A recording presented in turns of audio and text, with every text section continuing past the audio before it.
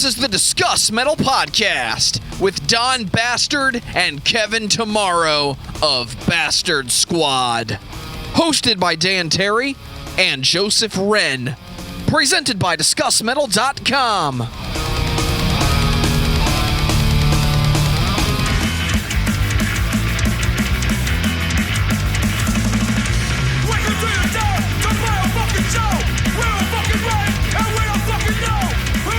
What is up, everybody? Welcome to another episode of the Discuss Metal Podcast. My name is Dan. I'll be your host for this evening. Joe is here as our... What's up, everybody? As our wonderful co-host slash main host. It just depends on how he decides to view it or how much work he actually ends up having to do to the conversation before and after. Tonight, we have two very special guests for you. We've got Don and Kevin from Bastard Squad. What's up, How's guys? What's up, man? Fuck yeah. Not much. That's an intro. Thank you. Yep. This is Don's second time on the show. Back before the world just went absolutely to garbage. Don was kind enough to drive down and sit in the studio. I think he was sitting right where Joe's dog kennel is now. And we sat down and had a wonderful conversation about punk rock, about hard rock, metal, hardcore, and then we talked a lot about Repo Man. I remember that a lot. And a lot has Session 9. happened. Lots of creepy movies. Yep. Yeah, a lot has happened with me and Repo Man over the last year. Oh, yeah. Oh, shit. Do tell. Weirdly. Yeah. Let's go into it. Yeah. Yeah, so I started a collaboration thing with the guy from Atom Age Industries. Okay. I don't know if you guys have heard of them. They do like horror shirts, a lot of shirts and stuff, some reissues of like Fear, shit like that. And they picked up the first official Repo Man merch line. Oh, cool. And I showed the guy the poster from the screening that we did last year. And he was really excited about it. So he sent it off to Alex Cox, the director of Repo Man, got it approved. And then now in my shop, you can pick up an official glow-in-the-dark poster that's signed by Alex Cox, the director, as well as a t-shirt bundle. All official, all licensed. That is awesome. Absolutely. Yeah. When everything shut down, we couldn't do anything. I had to get inventive with what I was doing. So working on collaborations like that, putting out exclusives for the shop, and more records on the record label. That's super cool. Yeah, and we're going to get into that a little bit too. But before we jump into it, there's something Joe's going to throw up on the screen here real quick. So you guys have a new LP coming out, and this is the Alexian Sessions. Yeah.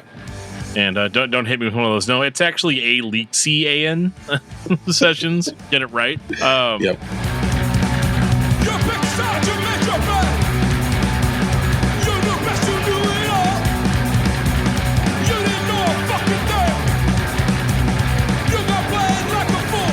But yeah, I had the pleasure of kind of giving it a spin. Not the LP. I don't have the LP, but I will. Not yet.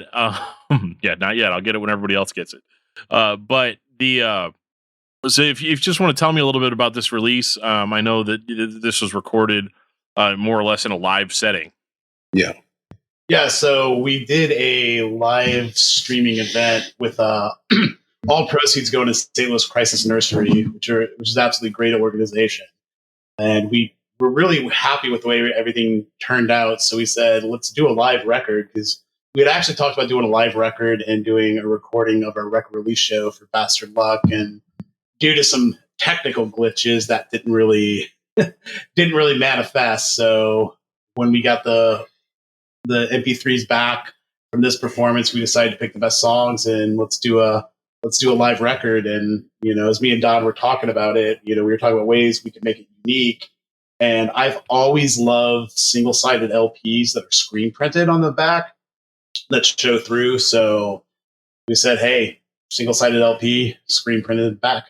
Mm-hmm.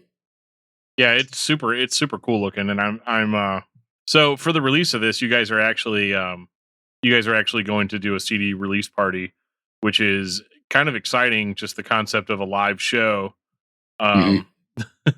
at all. Yeah.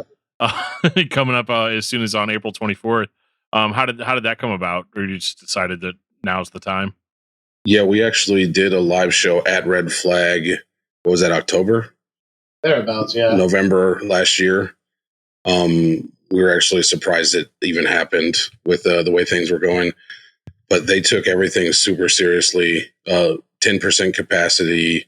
So we were allowed to have 100 people in a place that holds about 1,200. So imagine 65 to 70 people showing up to Pops and spreading out in seats that were scattered everywhere. Plenty of space. They kept everything clean. You had to wear a mask, temperature check at the door. It was super chill. Everybody was really cool. Nothing happened. We just had a good time. And so when we were going into this release, we figured, let's give them a shot again. Plus, it supports the venue, Who needs they it had just desperately, built, yeah, right. They had just built Red Flag, and it just never could take off the way it was supposed to. So outside of, back then, our show, everything was kind of like, just like local metal bands that would play to the other bands, stuff like that. So we were trying to help them as well. So this is kind of the continuation of that. And then this record coming out. That's super cool. It's kind of rough too, though, because you got to think. I guess nobody can get up and mosh or rush the stage or any of the stuff that you would really, really want from a show like that. Yeah, but we did have about 8 or 9 kids arm linked headbanging, so that was cool. Oh, that is cool. Yeah, a bunch of high school age thrasher kids. That's hell yes. It was kind of cool because later I found out it was almost like a full circle moment, because one of the kids that was like actually the main kid in the group is the nephew of a guy I used to play in hardcore bands with 20 years ago. Oh wow, yeah. That's super cool. That's fun, and it's fun seeing kind of the younger generation kind of going in and supporting like local bands, like hometown bands. Mm-hmm. Because I just feel like kind of in this day and age, so much music that's consumed by younger people. I'm showing my age here with this whole monologue here. But younger people. Back in my day, we had cassette tapes and we drove around in our stereo with the car, and we were happy with it. Yeah, right. But most of it's consumed online, YouTube, Facebook, Instagram. I almost said MySpace. I'm glad I didn't. But Fuck, dude. But we kind of have a lot of people that just listen to 10 seconds of a song and they make a snap judgment about your band based on those 10 seconds of audio. So it's really cool seeing younger kids kind of show up for these types of shows, and it not just be like a bunch of dudes that are here that were in the scene 30 years ago, that were just reliving the glory days, which I'm sure those are there too. I actually really, and I don't mean this in a condescending way, I feel bad for the younger kids discovering music nowadays, because when I was in high school in the early 90s, we get like whatever distro catalog from whatever record label, and you'd thumb through the newsprint, and you'd have to like throw your money down and take a chance on a record. Was the album cover cool? It's back when For Fans Of actually meant something. And you'd have a record label that you pretty much liked everything they put out, because they did what they did and they did it well. Yeah. And I just feel like for the younger generation, that joy of discovery has been taken away by this instant gratification. Not at the record space.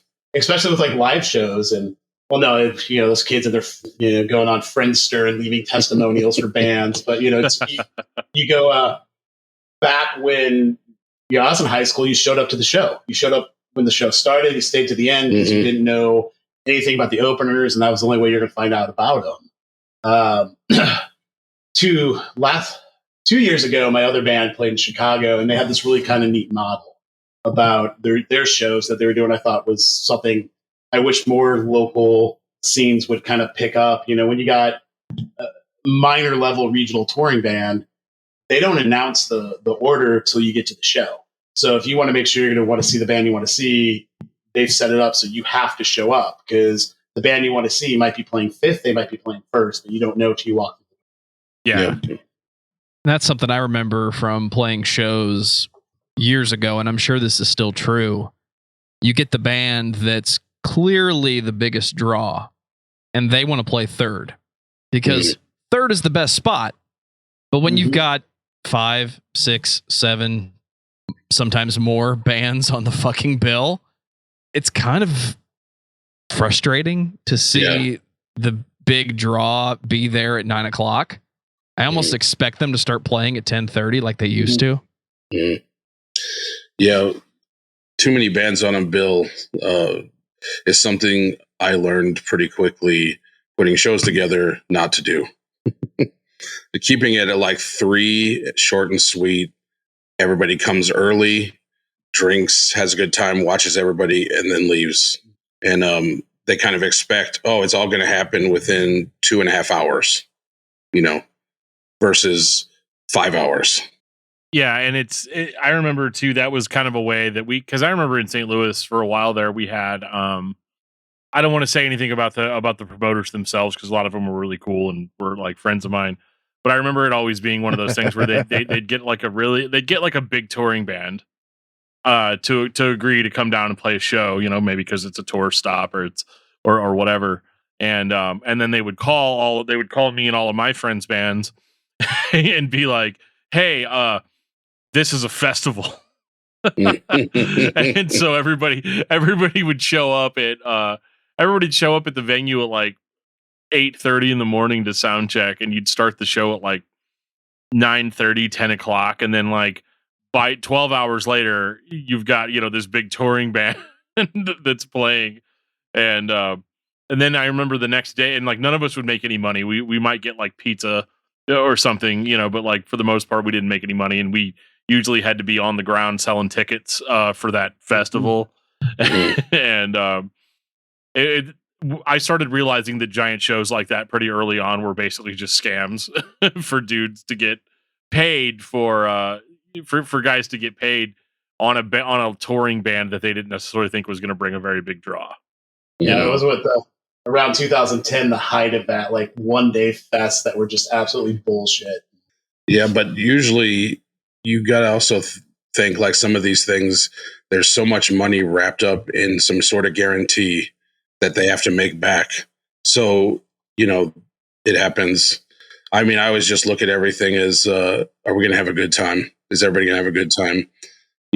Money's cool, I guess. It might fund your next record or something, but mostly, I don't give a shit.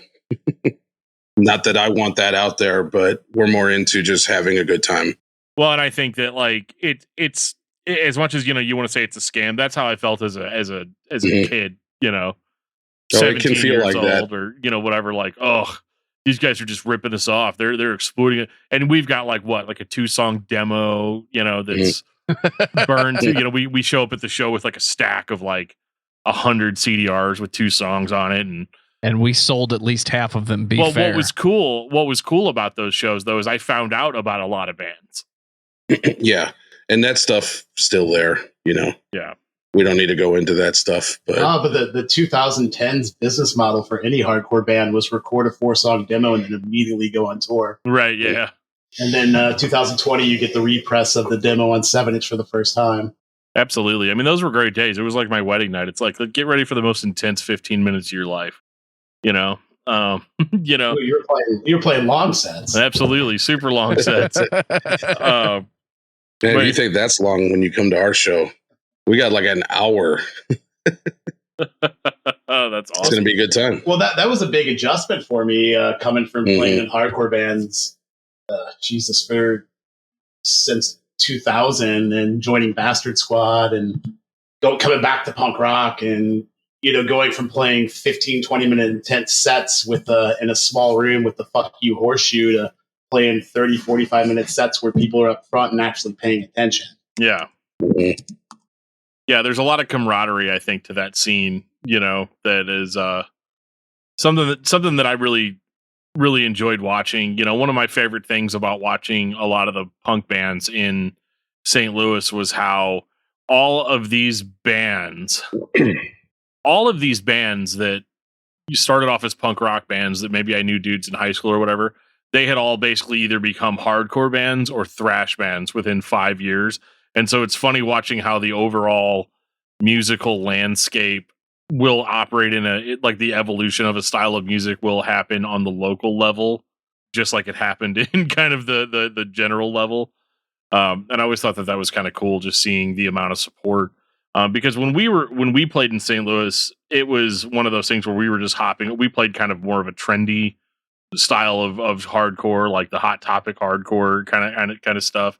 And so nobody ever came out for that. But then like some band that we'd never even heard of before would come on, and they'd be the headliner, and there'd be like, we'd be playing, there'd be like 15 people there, and then like the bigger band would come on, and we had no idea that they were the bigger band. And that's whenever you start seeing like 150, 200 kids piling through the door.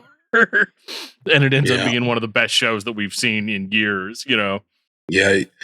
Well, I think for us, we kind of just go by the old model of promote your own shit.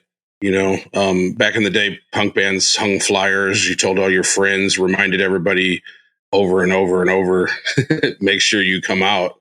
And that's how I operate.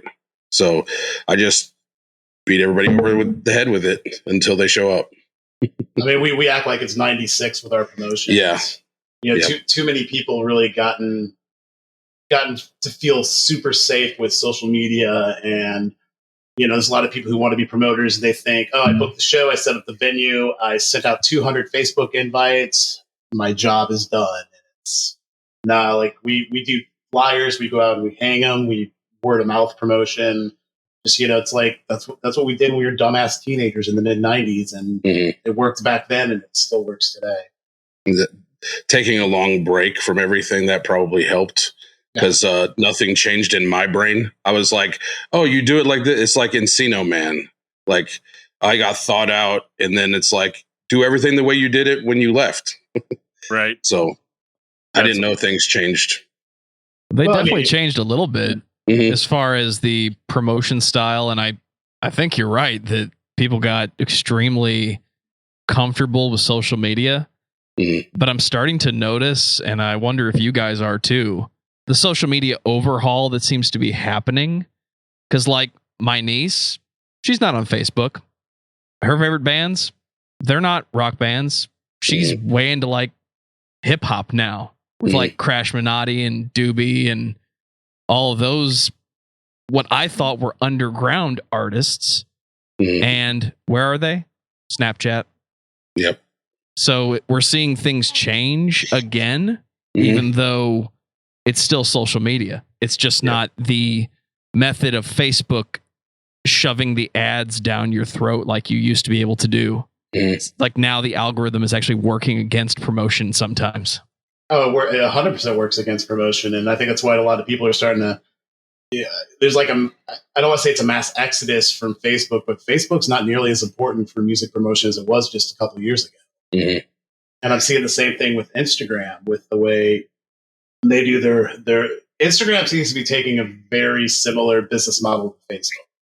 Well, I also think that when it comes to those acts like you were talking about, those artists, you know, work on those platforms in a more direct way to their fans. So people feel more connected, like they're talking to their friend, you know. So this might be an artist who has millions of followers. They open up Snapchat Live. Everybody tunes in like it's your buddy, you know what I mean? And then they all feel connected. So when they go on tour, everyone's going to show up because it's your friend, you know? This artist who you'd never have an interaction with any other, you know, time in our lives now is on the same platform you and all your buddies are on, you know? What's the accessibility? Yeah.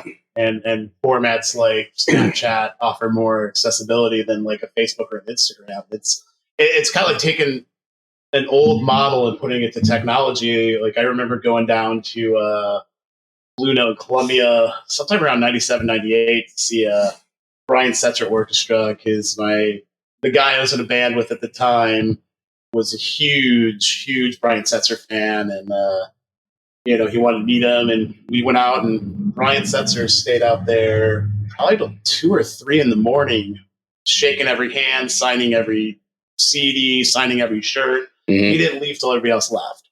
And in my head, it clicked. I was like, that's why he's still packing venues like that years after his relevance.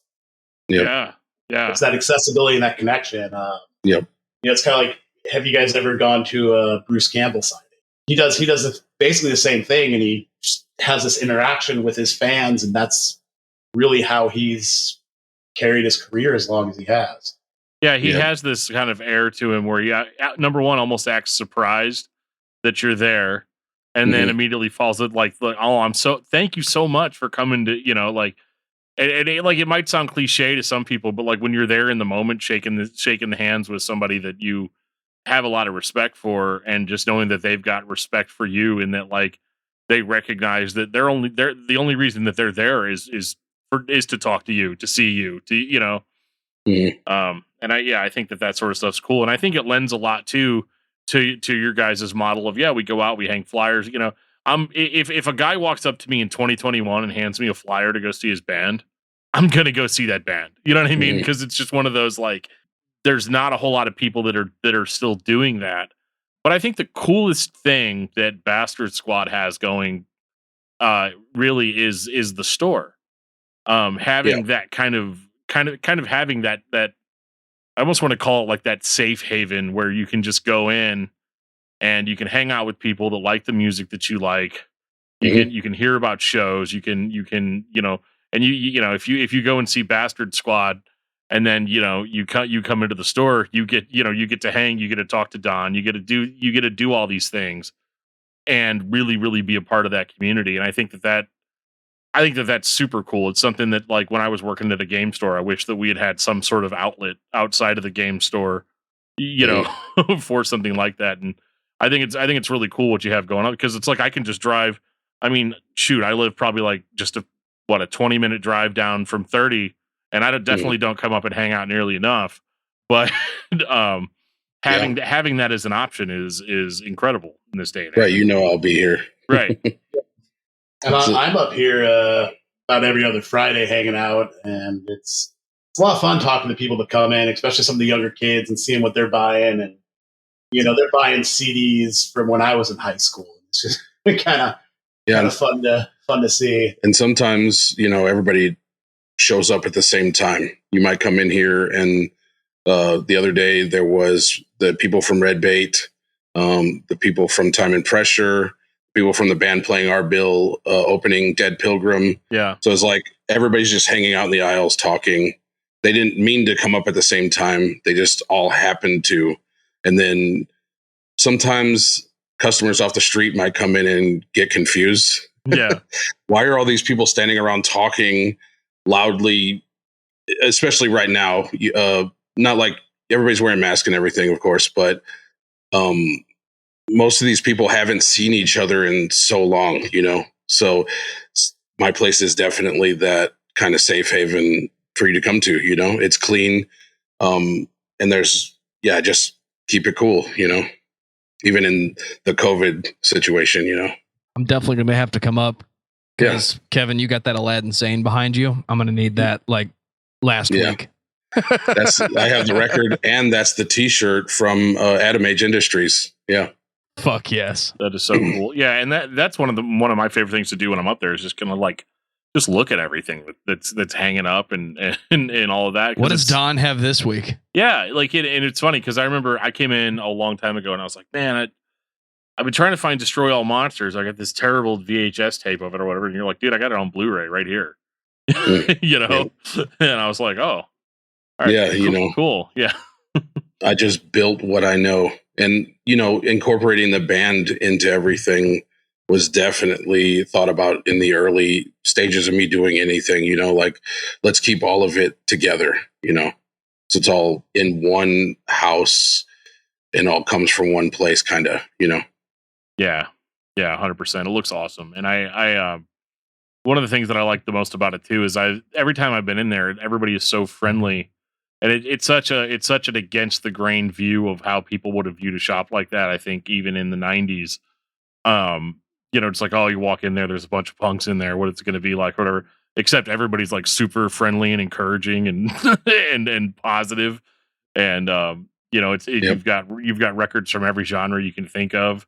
And then it's also cool that right there in the front, prominently, people can buy your records as well. And yeah.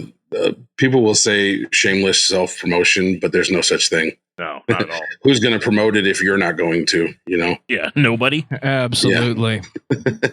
Certainly not Facebook ads, But I still don't sell Nickelback, so sorry. Oh, man. I was gonna Please come up tell there me and- there's a sign on one of the windows that says we do not sell Nickelback. Yeah. I've never ordered it. I've had it brought in once. It left immediately. somebody came in and just snatched it right up, right? Yep. The trash. File 13. The trash was super thirsty. Yeah. They needed some of that silver side up. Yep. Nickelback. Awful. That's that and Ted Nugent's novel that went in the trash. Oh, yeah. How did you even get that? Did somebody sell that Traded to it you? in, yeah. Oh, okay. You're like, yeah, that's going to be. What's a really insulting number? Because if I say 0, it makes me look like a snob. So what do we think? 8 cents?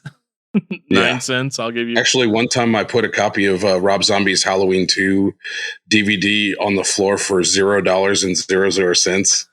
And it sat here forever. And finally, one guy brings it up and he's like, "So how much is this actually?" And you're like, can you read? I wasn't here at the time. I think the guy said $5. He bought it. That's awesome. But I was like, no, it's free. The movie's awful. What's that guy's number? I got to give him his $5 back. Yeah, that was supposed to be free, man. That movie. Ugh. But we don't have to get into Rob Zombie right now. No, it's all good. We did a whole discography discussion about Rob Zombie. Yeah, I had to suffer through all of it. Yeah, long as the discography discussion ended with the last White Zombie record, we're good. We haven't done White Zombie yet. We haven't. We had James, the James from Cinemassacre. We had him on for that one, and he just sat there and told us all about Rob Zombie for hours. Nice. So Dan, can we go do a live show up at the Record Space and just talk about White Zombie? Well, we could. I mean, I don't see why We have not. to ask Don. It wouldn't be the first time we've had a live podcast in here. We have done it. Yeah. Fuck yeah. Yeah, I think that'd be super cool. And I think that okay, well, something I wanted to get into, and I know it's kind of a dead horse at this point, but I'm always kind of curious how you guys as a band, number one, how you guys as a band survived through 2020 and how the store survived through 2020, because that's something that's kind of inspirational for me, because I got to admit I was kind of worried there for a little bit. Don can speak on the store. I'll speak on the band. Okay. I think we got real lucky because about a month or so into the COVID lockdown, our guitar player quit. Okay. And so momentum was going great for us. We just played the Attic show. We had got a great response. Things were good. We had all this, couple tours lined up and just shows ready to go that were what shows we lost because of it that we had in the pipeline make me cry because they were incredible, but we lost our guitar player. And so we used that time to bring in our new guitar player, Josh, who's bass player in Breakmouth Annie. We had already been working with him. He had done keys live for a couple shows for us, and backup guitar once. We're gonna fizzle out with our guitar player, so we had Josh waiting in the wings. So while everybody was on pause, we were back in the practice space. We were working a new set together. We were writing new songs. We came out, I think leaner and meaner than most other bands. I know a lot of people. I'm friends with a lot of musicians because I've been doing this for over half my life. But I know a lot of them still aren't practicing. It's been a year since they got in the same room together. Right. Nobody's ready to try to tackle a show, and it's either from very understandable cautiousness to other people are just, they don't want to be the first out there playing. They don't want to be the band that's like, like some anonymous dickhead post called us COVID squad because we have a show coming up. Are you boys going to cause a super spreader event? Yeah. Right. You're like, I hope so. That's how you respond. Yeah. Jesus, if we have enough fans to do that, that would be incredible. But, we prefer to keep things, calm and respectful with people and make sure that does not happen. We would actually never play a show if we thought that was going to happen. We took that very seriously, that decision. And even going back into the practice, we took time off to see what was going to happen. And when it seemed like this wasn't going to end, we decided to go back because playing together was probably the only thing that was going to keep us sane through this shit, So we took a lot of precautions too when we first started practicing again. We took about 6 weeks off. Yeah. And then we got back in the room and it was, strict rules about everybody kept the mask on. If you wanted to go have a beer, you went in the hallway. If you wanted to smoke, you went in the hallway. We still do that too. Yeah. I still sing behind a blockade of plastic. Nice. Yep. But we came out of it with new material. We're actually going in the studio tomorrow to record for an upcoming release that we'll be announcing closer to when it's ready, because there's been so many delays and pressing plants. So we're waiting for all the announcements till it's closer to being a reality. For sure. Yeah, people don't realize how many layers of upset, I guess, with COVID that has rippled and destroyed so much shit. Like, besides all the lives and health of people, which is awful.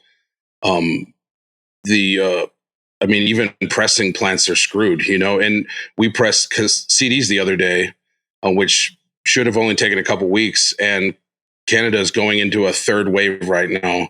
And we're told we might not have them. Oh, wow. So they were guaranteed to ship on Monday and 2-day delivery. And now we don't know if we're getting them because COVID's still rampaging through everywhere, Right. So everything's affected, Yeah, It's I a don't wild think time. I don't think I've ordered a single vinyl record this year that I've actually gotten yet. And definitely not on time. No, not at all. Like, everything's, because it's funny because you'll put your pre-order in and then release date comes by and then eventually they'll send a message being like, yeah, we're delayed by anywhere from 3 weeks to 6 months, Yeah. And sometimes it's just a big question mark, It went from, I want to say they said when we did our first record, it was 8 weeks, I think, to completion. Now we have a guarantee of 14 weeks from one place. Wow. And that's fast. Yeah. Most places are 5 to 6, 7 months. So it's changed. Everything's changed, So we're doing as much as we can. The record store, I was shut down for 3 months or so, 3.5 months.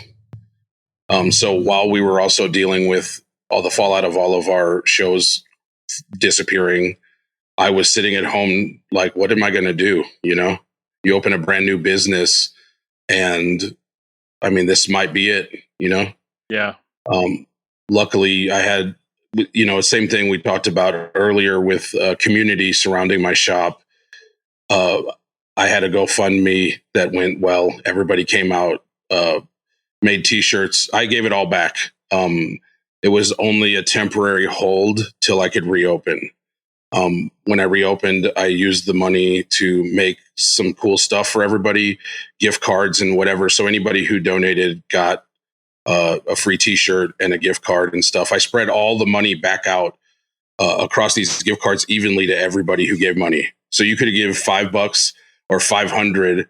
Everyone got the same amount spread out. That's awesome. So that's awesome. I did something like that, and it went well. And then I just started kind of getting back to it, slowly minding all the precautions. If you come in here, I still sit in an aquarium. There's plexi all around me. So you have to wear a mask. I know a lot of places are starting to ease up on that, but obviously, as we can see around us, this isn't over, So I try to keep everything cool, ventilation up, mask and everything. And everybody has been coming in, slowly but surely people are coming back. And it's been well, Yeah, no, it was super cool because I remember kind of watching that from the sidelines and it being one of those.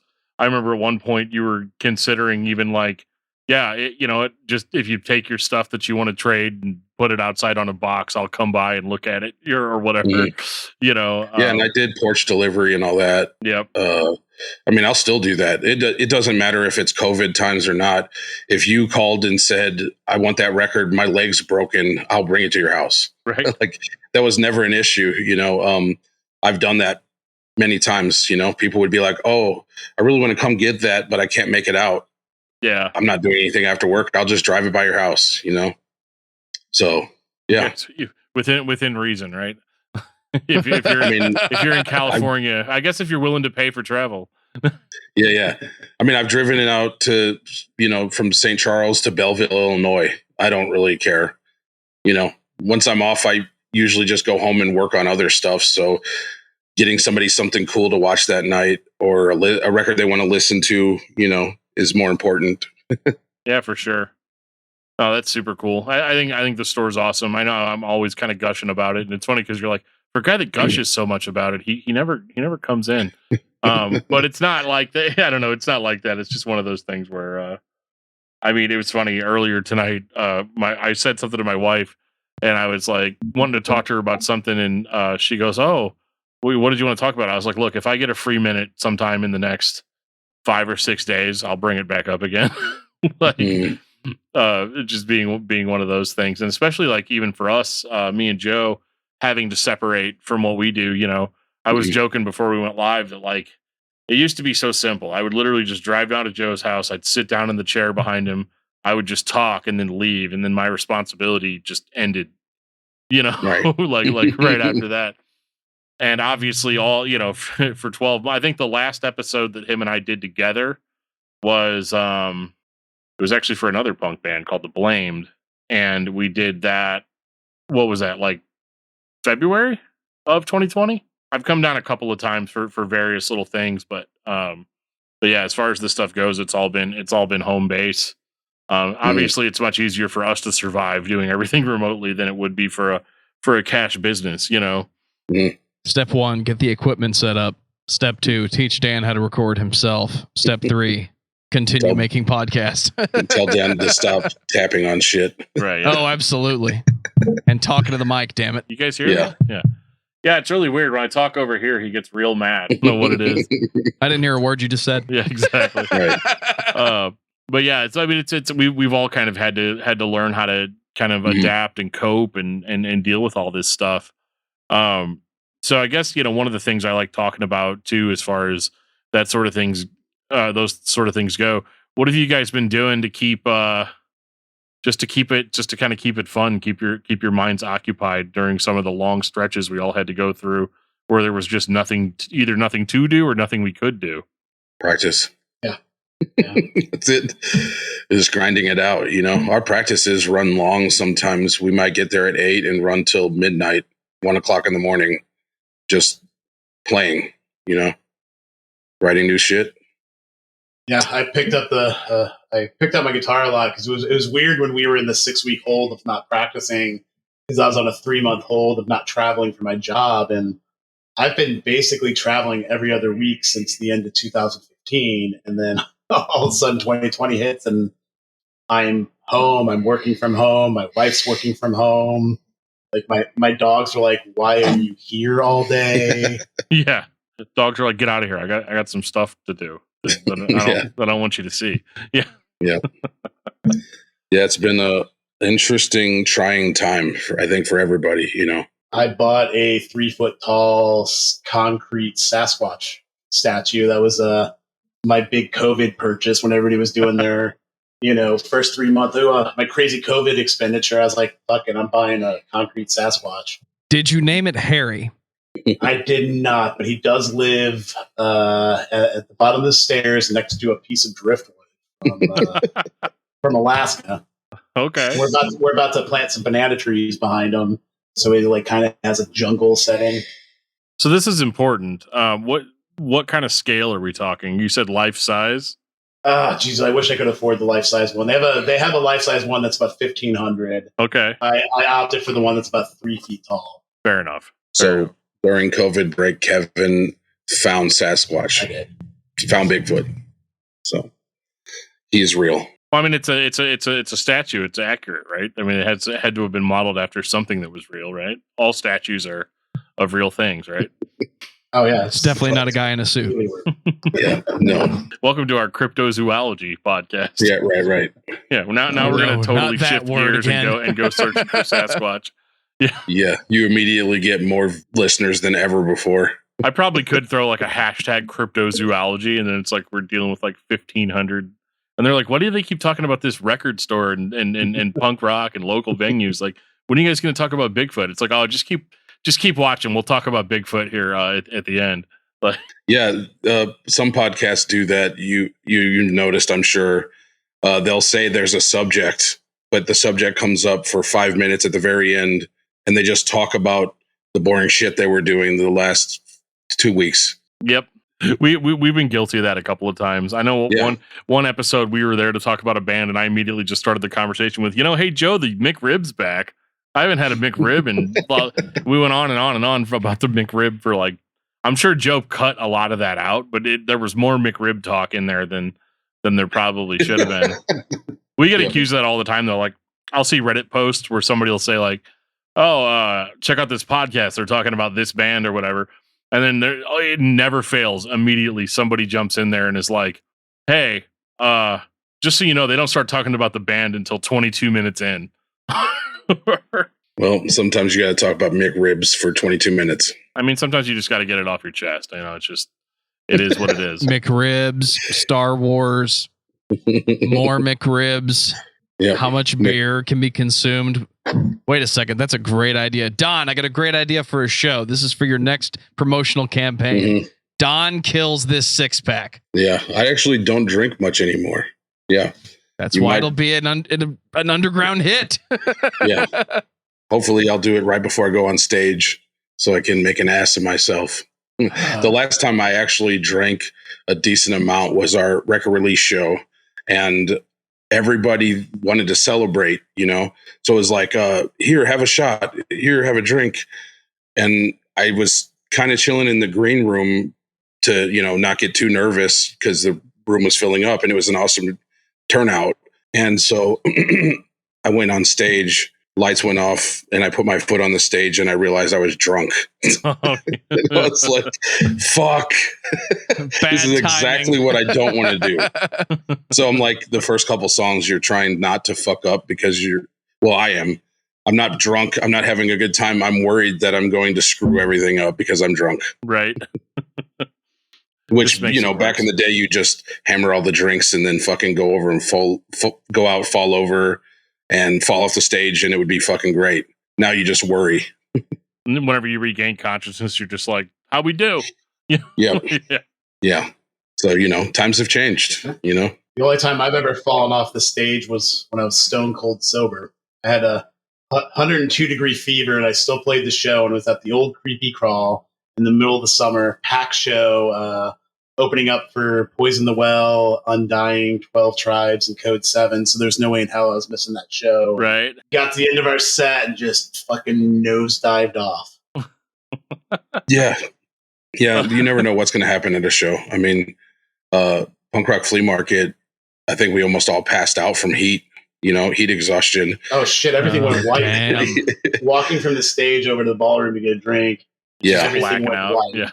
Yeah, once I got off stage, I looked at our drummer and I was like, dude, you guys got this, right? And I got in a car, drove to like a McDonald's to get an air conditioning, drank like a frozen or iced tea or something to not pass out from heat. It was fucking nuts. Well, our other guitar player got so drunk and so heat exhausted that he slept through our second set. Like, didn't even show up for our second set later that night. So we had to play this 4-piece. It was fun. Oh, it's making me sick even thinking about it. Like booze and like room temperature beer in 100 degrees. Ugh. Yeah. So that's the thrill of live shows. You never know what the hell's going to happen. My old hardcore band played a show 2003-ish at, once again, the old Creepy was it was the STL Punk Christmas show, and they decided it'd be a great idea to do the hardcore hour and had 4 hardcore bands do 15-minute back-to-back sets. Nice. And then I played the first set and the fourth set. And the fourth set, me and the singer in the band, and both were like, "Hey, let's see how drunk we can get during our set." And we each agreed to in 15 minutes or less. Yeah, to drink a whole bottle of liquor. He chose a bottle of Crown Royal. I chose a bottle of Night Train, and which I don't know if you guys ever drank, but it's fucking terrible. And I was already probably 3 pitchers deep before we played, and I drank the entire bottle of Night Train and almost passed out. Didn't have any strings left on my bass. My singer was fine. Found out 2 weeks later he filled the Crown Royal bottle with iced tea. Oh, come on, that's cheating. Yeah, that's cheating. You're lucky to be alive after that. yeah. The night ended with an ER visit. No. That would have been not as funny. But me trying to stab a kid over a sweater, and then my girlfriend at the time was taking me back to my apartment where my mom was in town, and she was going to meet my girlfriend for the first time. So she had to take me to the Courtesy Diner to try to sober me up. And all I would do is drink coffee and eat jellied toast that was piled high with sugar. Good times. She dumped me on my doorstep and left. I bet. Which was the correct move. Yeah. Do you guys miss playing in a band yet? Sometimes. Not recently. But yeah. Yeah, I see a lot of guitars behind Joe. Fuck yeah, dude. He can play every single one of them too. Nice. I can. The drums are out there I was somewhere. never talented. So I just sang. there you go. Yeah. Nice. I didn't really even sing. If we needed like really good, pretty sounding singing, Joe had to do it. Basically, the way the rule works is if something hard has to be done, Joe has to do it. Record, mix, master, So play the guitars, play the bass, play the fucking drums. This should be featuring Joe, is what the show should be called. Absolutely. Yeah. 100%. Yeah, we have its talents always on display. I mean, I set the stream up. I set I uploaded a background file, and the program did the rest. Right. Hey, you sent out a couple emails. I sent a couple emails out. I talked to Don very infrequently on Instagram, and the fact that I did a good enough job for anybody to even show up is fantastic. How long did you guys take off? Good job, Dan. We didn't. Yeah. Believe it or not, we started doing it separately. So it started rough. So we started recording because one of the biggest things about our podcast was the sound quality. We were always really proud of the sound quality. Mm-hmm. And most of that had to do with the fact that it was us in the same room, with those microphones and all of that. And basically I was talking into a crappy USB mic into a really crappy, like 2015 MacBook Air. And I would just record my voice into GarageBand while we were talking on Skype.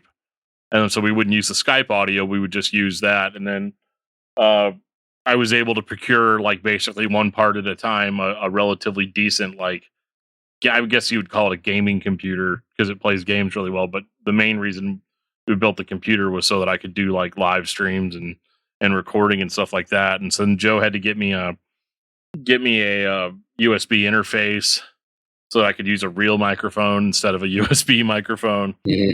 And it just kind of blossomed from there. And we just kind of started realizing that we could do a lot of our stuff remotely. And so we were able to kind of stack everything in such a way to where I want to say all through 2020 we did like two episodes per session. Let's put it this way. We're on episode 217 of the podcast, plus Discuss Metal, plus frags per second, plus all the live streams that you've been doing late at night. So we actually didn't decrease at all. We actually increased, I think. Nice. Yeah. And I wasn't, I worked pretty consistently through the whole pandemic because my actual day job is repairing breathing machines and breathing equipment.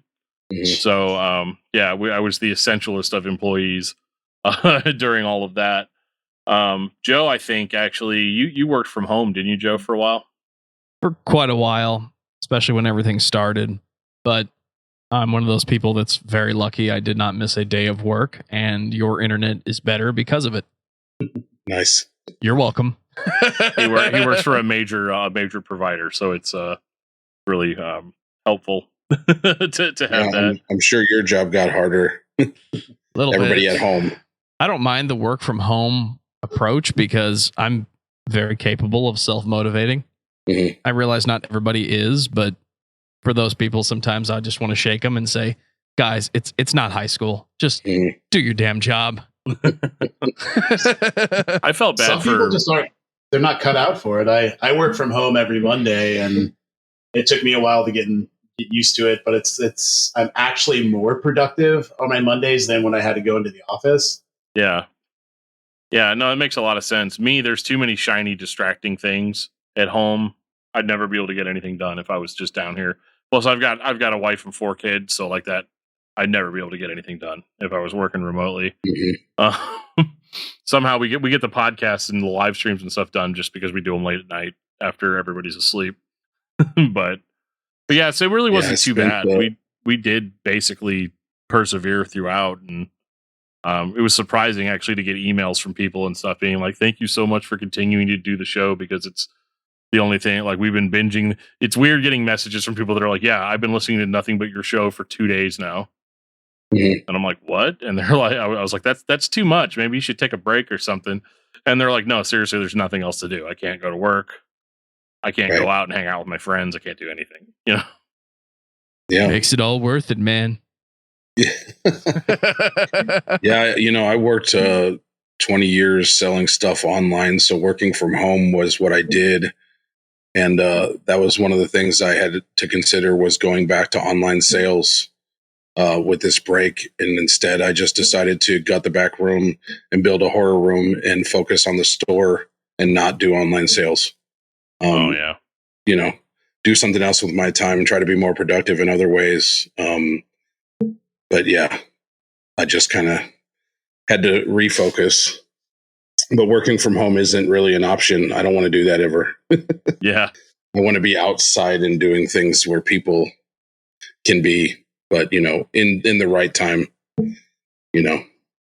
So how you doing with vaccinations? Did you get that done?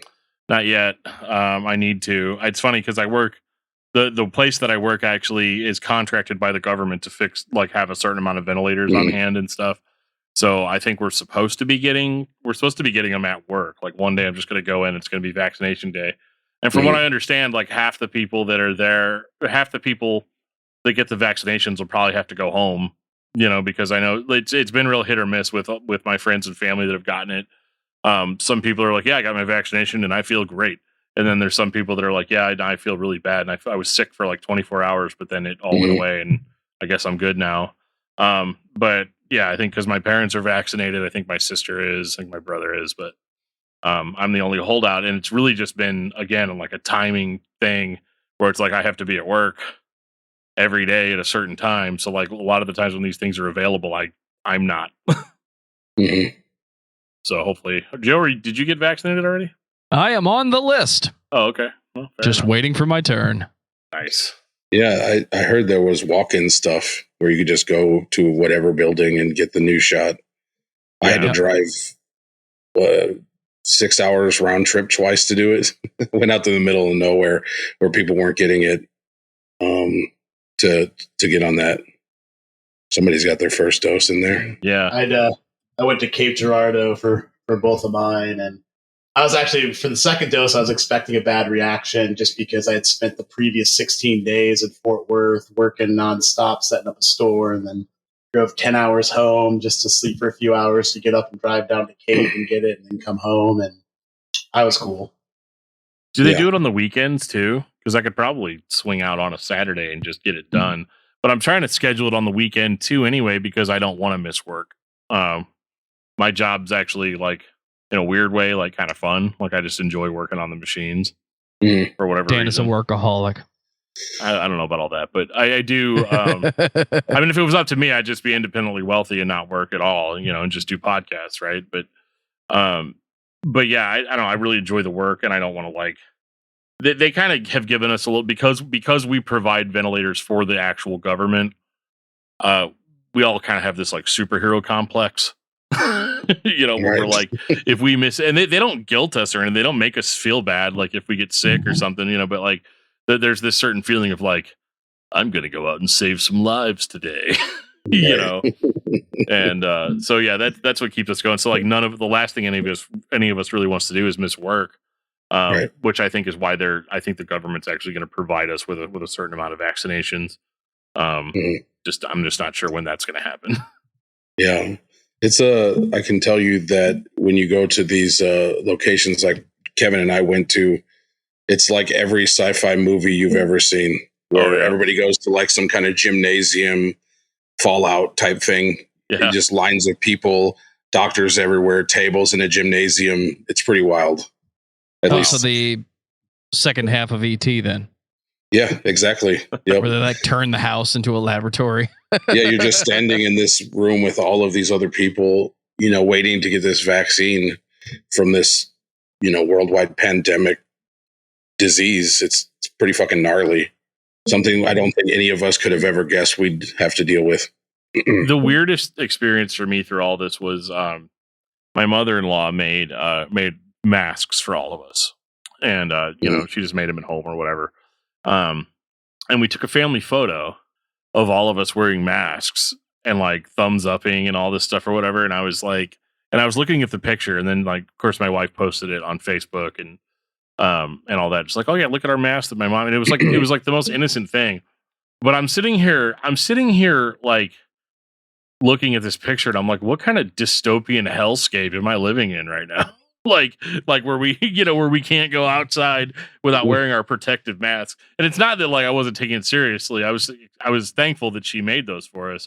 But just looking at the picture with no context is just like, what is going on here? Yeah, it's definitely been an interesting time since the last time we were on your podcast. Yeah, absolutely. And I appreciate you bringing us back on. This is cool. Man, this is a lot of fun, and I love catching up. I like talking about the geeky things more than anything else.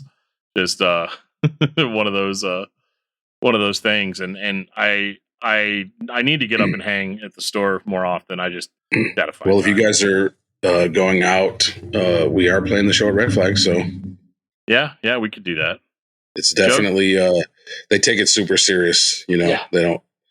They don't fuck around. I think I'm at a buddy's birthday party earlier on in the day, so that would actually be a really good cap off. And you can see the new venue. You haven't been in there yet, have you? No, I haven't. Definitely not. It's gorgeous. So Joe, mark the calendar. We'll just go up there and have ourselves a good time. Now for the show, is there still like tickets available? I don't know what like max. You can get tickets from me. I have some here at the shop. Okay. You can get them online at Red Flag's website. Okay. The capacity actually went up. I think it's about 20% now. Something like that. We're still cool to keep it at around 100. Sure. Yeah. Same as last time. We don't need to have an outbreak for any reason. Yeah. Keep it cool. Yeah, absolutely. No super spreader events here. So no, this is in St. Charles. I'm gonna come up there and be all like, yeah, okay, everybody come on in. Wait, except for Dan. He told me the other night that he was not vaccinated, so yeah, he's got to go. Well, I mean that's if you pass the forehead scan. You got to get your temperature taken at the door. Yeah, but the forehead scans. So yeah. I got something interesting about those. Those are not accurate. At least not the ones that my work uses, because I regularly pull a temperature of like 96.2 degrees. So that's not healthy either. Like I shouldn't be that cold. Like I'm basically a dead person at that temperature. I got it beat, dude. Don't worry. Return to living dead. Because I'd almost be more worried about somebody that rocked a solid 98.6 on one of those things. So I'd be all like, so that's 2 degrees higher. So if they really were at 98, they'd be at like 100, right? Like trying to do the temperature math, but they can't exactly. I'm guessing they're mostly just looking for people that are like at 103 or something. I don't know. Yeah, some extreme. I had one day where I almost got sent home from work because it was really cold. And I drove up with my heater on, and I drive this old crappy van. So like, the heater was like just really hot, like almost like sparks coming out of it, like onto my face. And I was cool. I was toasty. But then whenever they went and did the forehead scan, when I went into work, they were all like, dude, they all start backing up or whatever. And I'm like, what?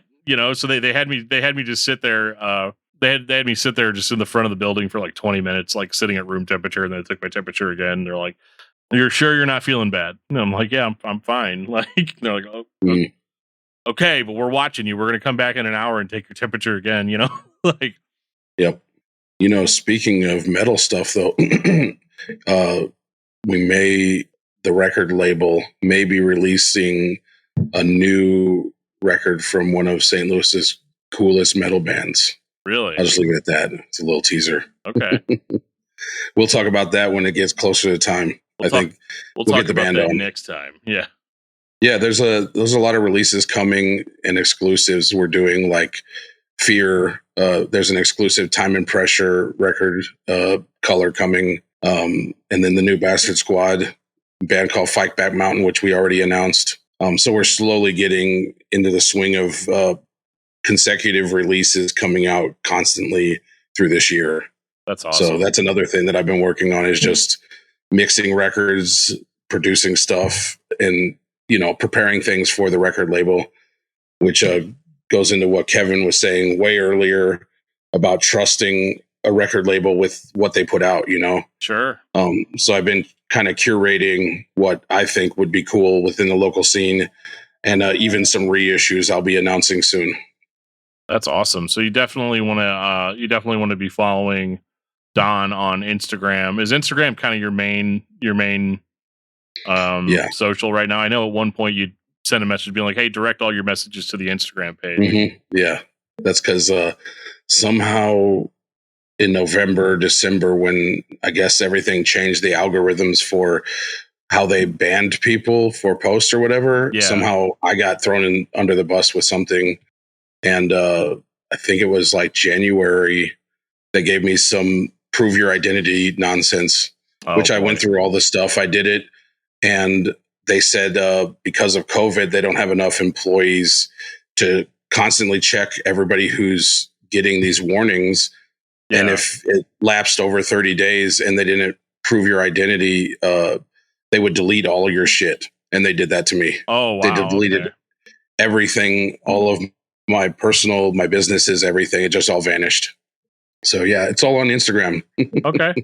Well, that's awesome. Yeah, you can follow the Record Space on Instagram, and you can obviously follow Bastard Squad for announcements. And this is not the last time we're going to talk. We're local, and like I said, it'd be really cool for us to come up to the shop sometime and do something like this in person. So yeah, and where he's got our Spotify pulled up. Is that what that is? Bandcamp. Oh, Bandcamp.